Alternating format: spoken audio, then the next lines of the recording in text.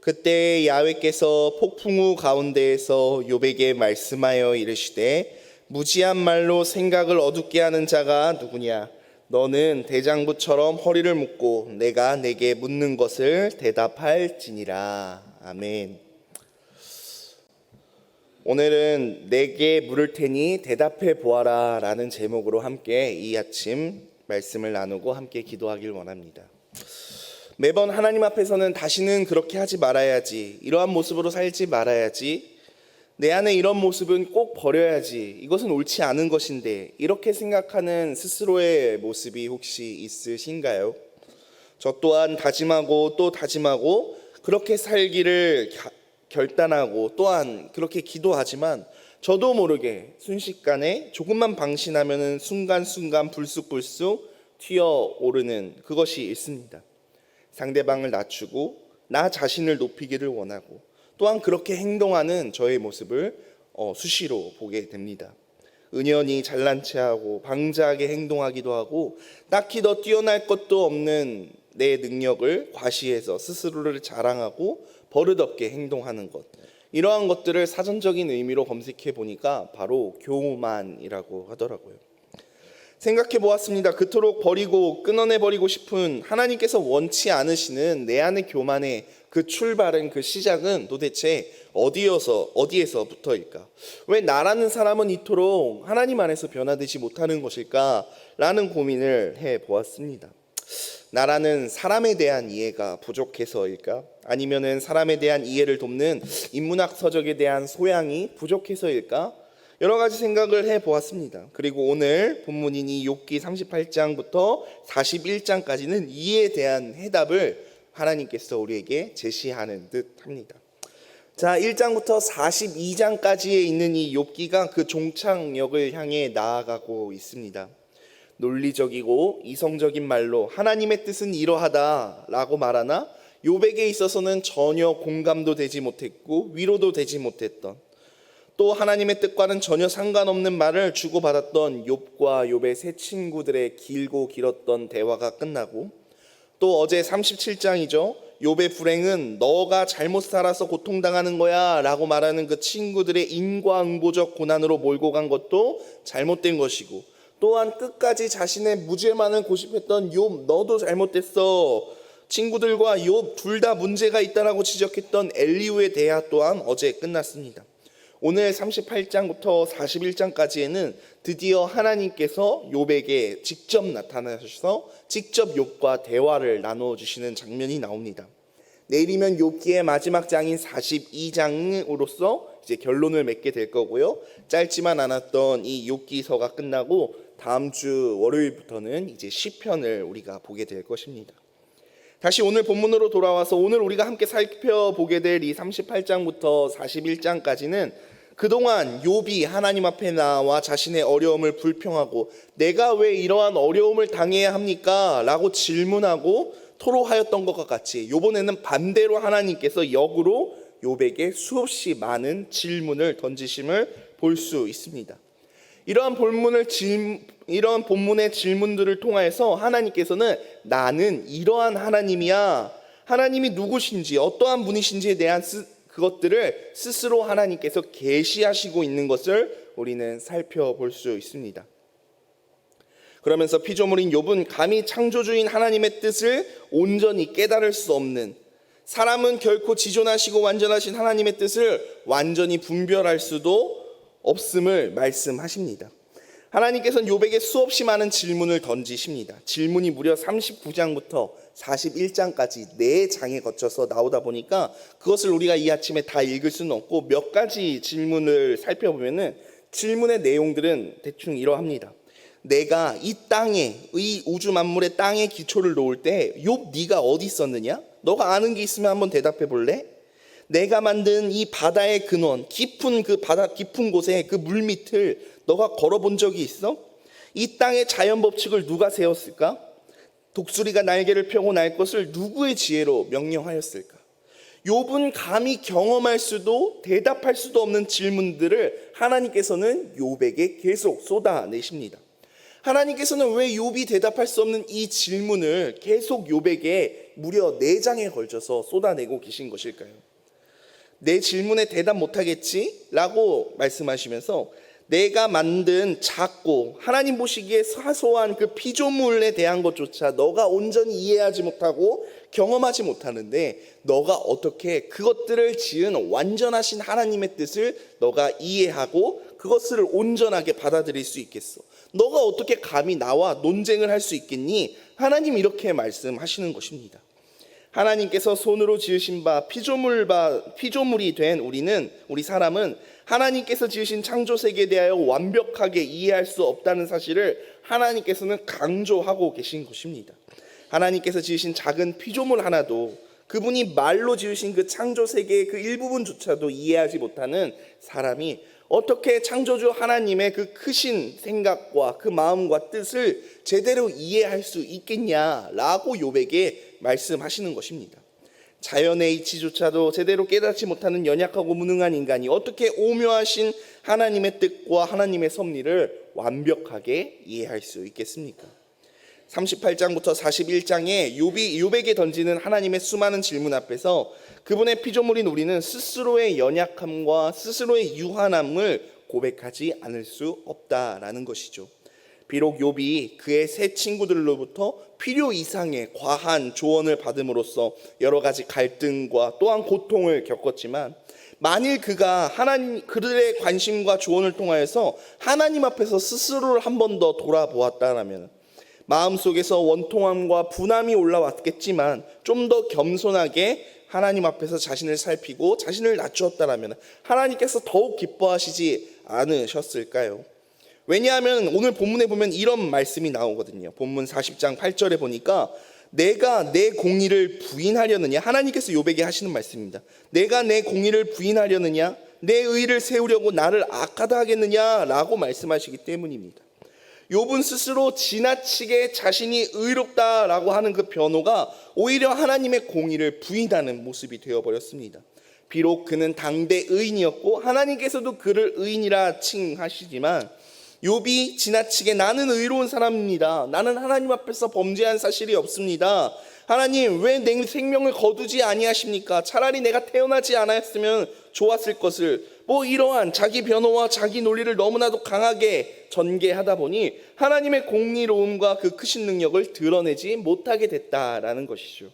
그래서 하나님께서는 욥을 가르치시고 깨닫게 해주시기 위해서 오늘 본문에 욥에게 나오셔서 직접 말씀하시는 것입니다. 오늘 본문에 보니까 욥에게 조용히 나타나서 조근조근 이렇게 말씀하시는 게 아니라 폭풍우 가운데 나타나셔서 욥을 책망하셨다라고 나옵니다. 하나님께서 왜 평온함 가운데 혹은 잔잔한 어떤 산들바람이 아닌 강력한 폭풍우 속에 나타나셔서 욥을 책망하셨을까요? 무서운 폭풍우를 일으키시고 자연 만물을 만드시고 다스리시는 그 폭풍우보다 강력한 하나님을 잊지 말라라는 것입니다. 우리 또한 우리의 삶이 평온할 때 그것을 감사해야 함에도 불구하고 그렇지 못하고 그것을 당연하게 여기고 감사하지 못할 때가 종종 있지 않습니까? 자연을 지으시고 그 자연을 움직이시는 분이 절대자 하나님이심을 우리가 놓칠 때가 있지 않냐라는 것입니다. 사람은 태풍이나 화산이나 지진 등 자연의 큰 변화에 두려움을 느끼는 동시에 자연의 힘을 어떻게 마음대로 할 수 없음에 인간의 한계성을 깨닫게 됩니다. 이때 중요한 점은 그 자연의 힘을 두려워해야 할 것이 아니라 그 자연을 움직이시는 그보다 높은 곳에 계시는 그 하나님께 우리의 시선을 옮기고 그분을 경외해야 한다라는 것이죠. 폭풍우 가운데 나타나신 이유는 하나님께서 욥에게 다시 한번 이러한 전능하신 하나님을 상기시키기 위함이었습니다. 하나님께서는 욥에게 계속하여서 동물과 식물과 기상 등 자연의 오묘함들을 두고 질문하시면서 자신이 이러한 것들을 만드시고 다스리는 분이시다라는 것을 끊임없이 욥에게 상기시키십니다. 또 41장에 보면 하나님께서 욥에게 하신 말씀 중에 마지막으로 우리에게 하나의 존재에 대하여 언급하시는데 38장과 40장 그 사이에 있는 것들과 다른 점이 있다면 짧게 언급하신 것이 아니라 무려 41장 한 장을 통틀어서 할애할 정도로 비교적 많은 분량으로 이 존재에 대해서 이야기를 하시는데 그 존재는 바로 리워야단이라는 존재입니다. 이 리워야단이라는 존재는 성경 속에 한 5번 정도가 나오거든요. 옛날 성경, 그러니까 개역 한글의 성경에 보면 이 리워야단을 악어라고 번역하기도 했습니다. 이 리워야단이 과연 무엇일까에 대해서는 학자들마다 많은 논의와 많은 그러한 썰들이 있습니다. 하지만 성경에 보면 마지막 때에 등장하는 악한 용으로서 이 리워야단이 등장하기도 하고, 오늘 본문에 있어 중요한 점은 이 리워야단은 사람의 능력으로는 감히 감당할 수 없는 어떠한 그런 존재라는 것이죠. 본문에는 이러한 리워야단이라는 존재를 말씀하신 이유 역시 무엇이겠습니까? 욥이 어찌할 수 없는 이 강력한 리워야단조차 하나님의 피조물 중에 하나일 뿐이고 하나님 앞에서 무능한 존재라는 사실을 말씀하시기 위함입니다. 그러면서 하나님께서는 자신의 절대 주권을 말씀하십니다. 41장 11절 말씀 제가 한번 읽어보겠습니다. 누가 먼저 내게 주고 나로 하여금 갚게 하겠느냐? 온 천하에 있는 것이 다 내 것이니라. 온 천하 만물을 지으시고 소유하시고 다스리시는 분이 하나님이라 소개하십니다. 감히 누가 그분 앞에서 바로 설 수 있겠습니까? 인간의 능력으로는 감당할 수 없는 어떠한 그런 초자연적인 현상들, 그 자연 현상들, 감당할 수 없는 그 피조물인 그 리워야단조차도 40장에 언급된 그 베헤못이라는 그 짐승조차도 제어할 수 없는 연약한 존재가 인간인데, 이러한 것들을 지으시고 만드시고 통치하시는 하나님께 누가 감히 논쟁하거나 대항할 수 있겠냐라는 말을 하나님께서 욥에게 하고 계신 것입니다. 10절 말씀 한번 읽어보겠습니다. 아무도 그것을 격동시킬 만큼 담대하지 못하거늘 누가 내게 감히 대항할 수 있겠느냐. 여러분, 우리 모두는 스스로 존재감을 타인에게 드러내기를 원하고 누군가 위에 군림하려고 하는 그러한 스스로 높아지고자 하는 그러한 우리 안에 연약한 모습들이 있습니다. 아무리 공부를 많이 해서 많은 것을 안다라고 할지라도, 수많은 경험을 하고 수많은 날들을 살았다라고 할지라도 우리는 하나님 앞에서 연약하고 먼지 같은 존재입니다. 그런데 욥과 또는 그의 친구들과 같이 하나님을 잘 알고 또한 신앙생활을 오래 하였다고 스스로 내가 맞니 너가 맞니 논쟁하고 하나님에 대하여 잘난 척하는 것, 이것이 과연 옳은 일이겠습니까? 스스로 그 존재의 기원 그리고 하나님이 만드신 이 세상의 일부조차 알지 못하고 깨닫지 못하면서 어떻게 그 모든 것들을 지으시고 다스리시며 주관하시는 그 하나님을 잘 안다라고 교만할 수 있겠습니까? 어제 일조차도 잘 기억하지 못하는 것이 우리의 모습 아닐까요? 이러한 우리의 육신조차 또 우리 스스로의 마음조차 제대로 파악하지 못하고 내 감정조차, 그 작은 감정조차 제대로 조절할 수 없는 것이 우리 아니겠습니까? 책을 좀 많이 읽었다라고 해서, 많이 배웠다라고 해서 어떤 상황에서도 우리는 작은 자이고 그 위대하시고 전능하신 하나님 앞에 우리는 낮은 자, 겸손한 자일 수밖에 없다라는 것이죠. 결코 교만할 수 없다라는 것입니다. 스스로를 낮추고 겸손해지는 것이야말로 그것이 얼마나 지혜로운지 오늘 본문은 우리에게 말씀하고 있습니다.